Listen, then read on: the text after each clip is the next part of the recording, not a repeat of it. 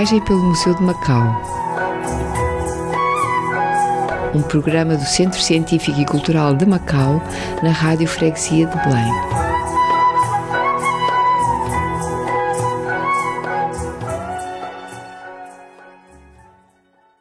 Bem-vindos à viagem pelo Museu de Macau.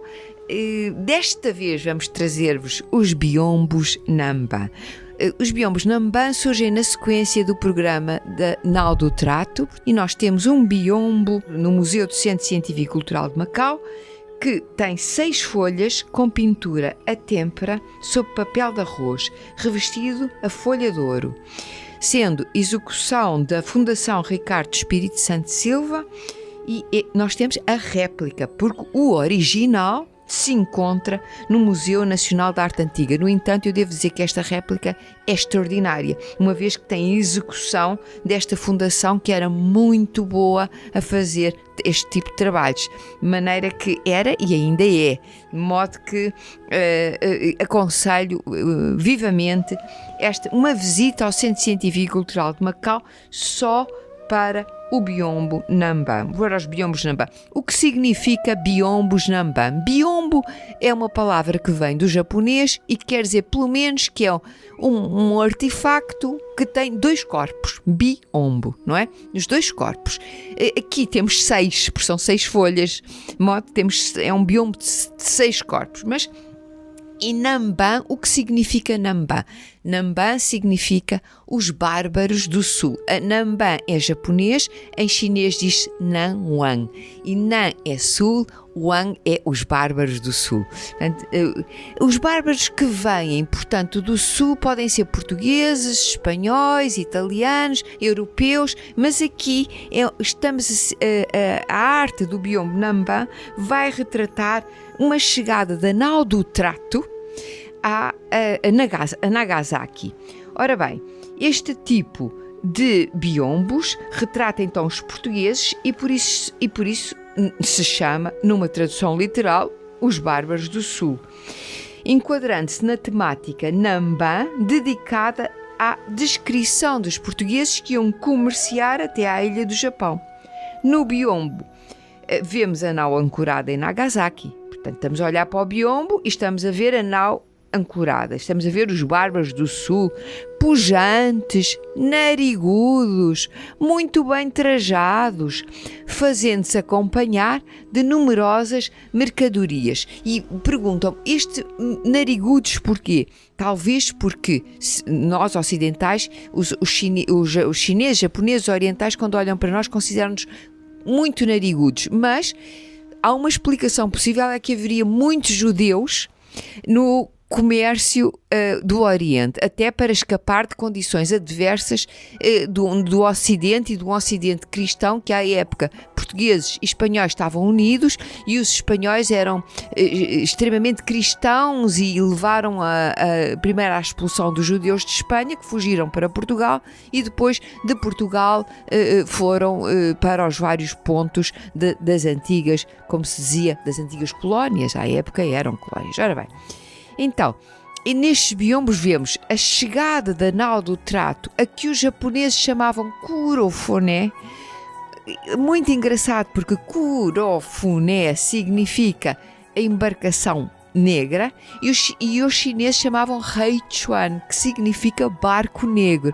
Porquê? Porque esta Nau do Trato era imensa, portanto podia ir até 1.600 toneladas, era um corpo imenso e bordejado a armas para imposição e respeito, não é? Respeito mais forte pelos outros, e levava todo o tipo de mercadorias, entre as quais escravos, que à época eram considerados também mercadorias.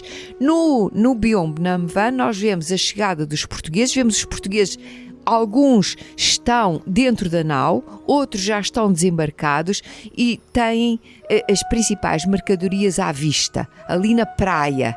É muito interessante ver os rolos de seda, por exemplo, que eles têm, seda crua, rolos de seda crua, e ao lado dos comerciantes, dos homens bons da terra, que surge o principal, aquele que seria o governador interino, o capitão capitão da nau do trato, o capitão-mor da nau do trato, pois esse distingue-se porque tem sempre uma sombrinha a protegê-lo e ao lado com serviçais e escravos. E o que nós vemos nesses biombos do ponto de vista antropológico que se torna extremamente interessante é que estes biombos são, de facto, trazidos pela mão de pintores como Kano Naizan e Kano Domi, e o que nós vemos é que nós aparecemos, portanto os nossos homens bons aparecem com casacos de gibão e calças bombachas, largas e armadas, portanto o capitão-mor com a sombrinha, ladeado de serviçais e escravos, mas esses escravos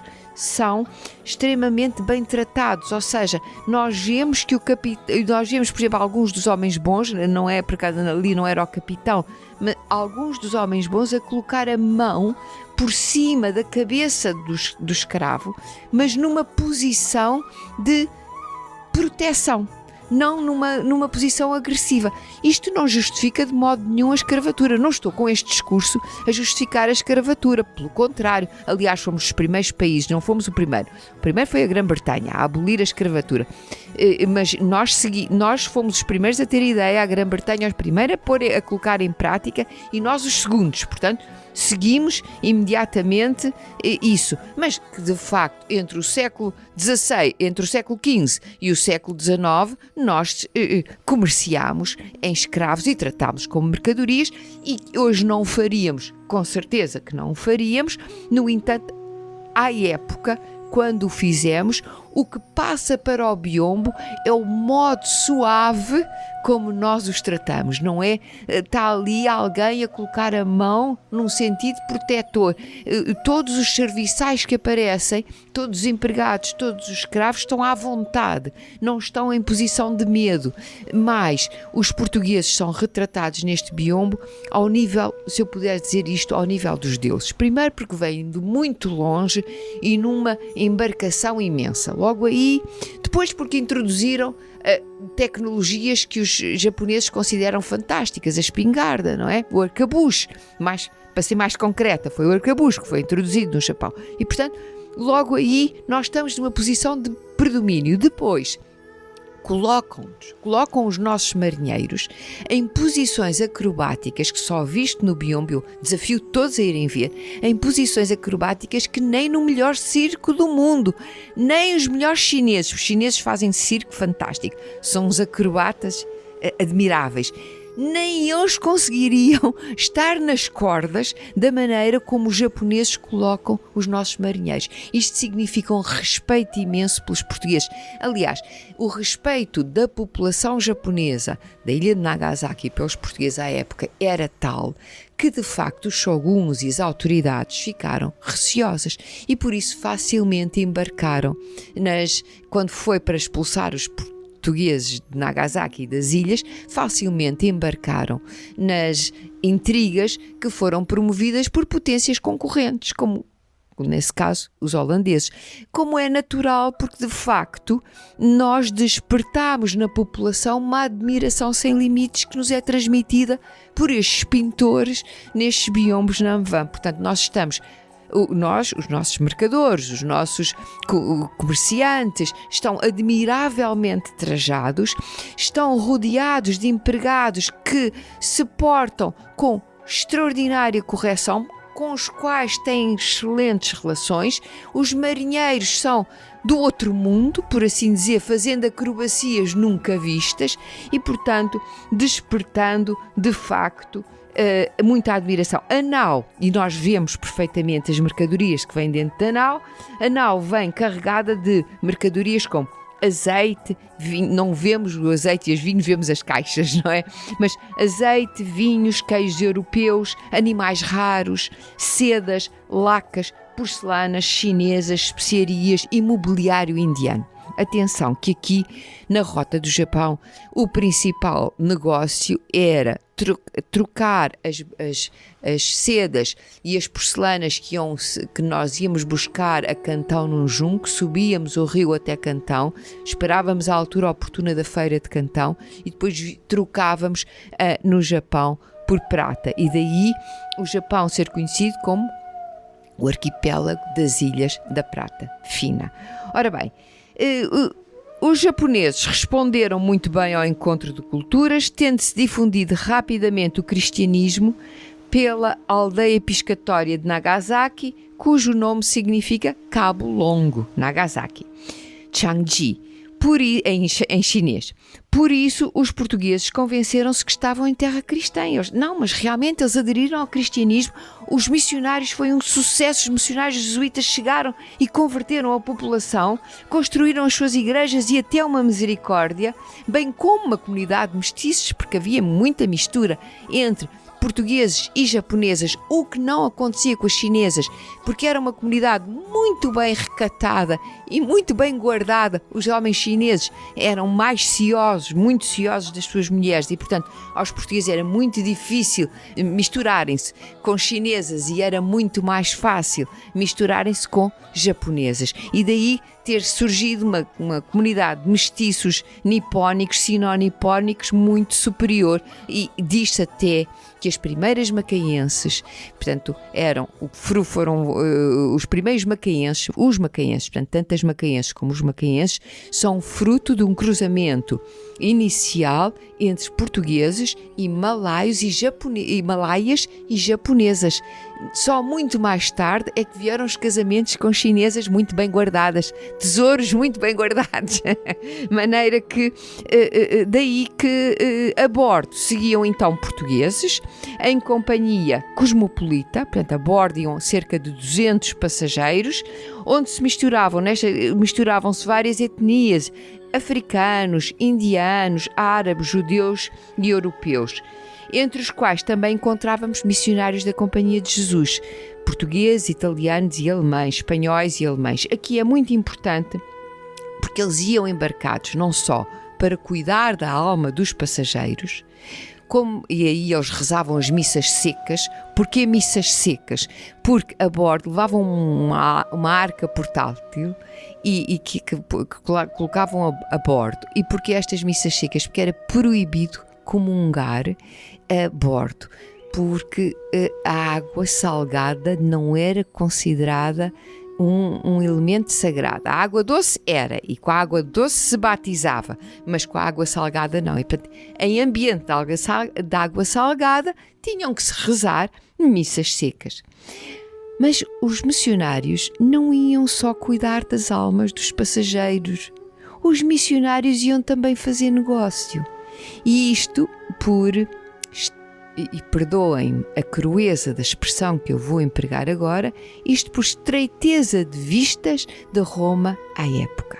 Porque Roma cortou os fundos que eram necessários para a evangelização do Extremo Oriente e disse, é uma dispersão de meios, o padroado do Extremo Oriente estava nas mãos dos missionários jesuítas. E Roma disse, é uma dispersão de meios financiar a obra de evangelização no Extremo Oriente. Daí que os missionários da Companhia de Jesus, que não eram de baixar os braços de maneira nenhuma, extremamente ativos, arranjaram maneira de se autofinanciarem de modo a poderem construir as igrejas, os hospitais, os orfanatos e as misericórdias em Macau, em Nagasaki, no Oriente. Assim, eles iam também a bordo para se financiarem a sua obra cristã. A necessidade de se envolverem em transações comerciais sucedeu, então, devido a Roma considerar esta dispersão de meios. Logo, a Companhia de Jesus, à qual tinha sido atribuído o padroado da região, teve de encontrar os seus próprios financiamentos para a missionação. Ora, nada melhor do que colaborar ativamente nos negócios que proporcionava a rota do Japão navegada pela Nau do Trato. Esta rota foi a mais lucrativa do Extremo Oriente, a partir de 1571 até 1639, a altura em que os portugueses foram expulsos do Japão. E nem mesmo os missionários puderam ficar. Os que tentaram foram perseguidos ou martirizados e definitivamente expulsos em condições extremas em 1639. O encontro entre as culturas portuguesa e japonesa teve ainda consequências científicas e tecnológicas interessantes, como, por exemplo, a introdução da espingarda do arcabuz em 1543, ou mais, portanto, espingarda, eu quando digo espingarda, é a espingarda que nós utilizamos vulgarmente, mas de facto são arcabuzes, que terá permitido, isto é uma teoria, é que nós ao levarmos as armas para o Japão, talvez tivéssemos conseguido permitido a unificação do Japão a partir do século XVII. Porquê? Porque o shogunato que tem as armas vai ser predominante em relação a todos os outros e, portanto, vai permitir, talvez, não há comprovação científica disso, mas que poderemos ter auxiliado à unificação do Japão. Como também na China, o facto de nós fazermos não só circulação de armas, mas como circulação de produtos, do ponto de vista das transferências ecológicas, pois a determinada altura houve uma grande epidemia na China e sofreu epidemia e condições atmosféricas e condições climáticas negativas, o que levou a uma escassez na produção do arroz. E porque nós levávamos batata e milho que íamos buscar às mais diversas, às nossas colónias de então, nomeadamente ao Brasil, na América do Sul, pois o facto, e também levávamos de Portugal, tomate, alface, agrião, o facto de nós termos introduzido à época a batata na China terá permitido, segundo historiadores chineses como Jin Guoping, terá permitido calar a fome a muitos chineses e estabilizar a população chinesa no século XVI, de modo a que tenha crescido ao ponto de 1.500.000.000, que é como hoje nós vemos. E diz esse historiador que é devido aos portugueses que no século XVI a população chinesa a determinada altura não morreu de fome, justamente porque nós fazíamos essas transferências, não só transferências tecnológicas, como também transferências ecológicas que permitiram falar na primeira grande globalização feita pelos portugueses no século XVI. E agora resta-me convidar-vos a que venham ao Museu de Macau ver o Biombo Namvan, porque uma coisa é eu estar a falar dele, outra é ver, e é uma peça lindíssima, que laca, depois folha de ouro por cima, as descrições portuguesas, o modo bonito como nós somos apresentados vale muito a pena. De modo que até ao próximo programa. Obrigada.